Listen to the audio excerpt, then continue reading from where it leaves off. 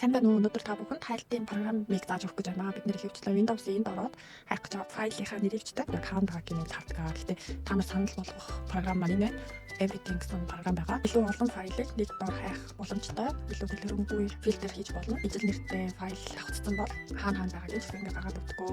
Windows-ийн хайлтаар гарахгүй байгаа файлыг хүртэл гаргадаг учраас та бүхэн заавал хэрэглэж үзээрэй. Google дээр Everything гэж бичээд ард нь search гэж биччихье. За ийшээ ороод энэ дундаас download installer-ыг даръя.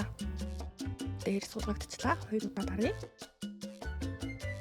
Плей англи хэл дээр сонгоод зөвшөөрөөд дараагийнх тулгыг за yes гэсэн товч тараарай. Finish. Ингээд дуусчлаа. Энийгээ пинлчээ. Одоо хийх юм бол энэ дээр өөрийнхөө хайхыг хүссэн файлынхаа type-ыг бичгэд болно. PDF гэж бичингүүд надад байгаа бүх PDF файлууд гарч байна. Type-аар нь бичгээс гадна яг файлынхаа нэрийг оноож бичиж болно. ENG гэж бичье. Тэгэнгүүт ENG багцсан файлуудын бүх лист гарч байна. Та файл маань яг хаана байгаа, хизээ үүссэн, хэмжээ нь хэр том байна гэдгийг эндээс шалгаж болно.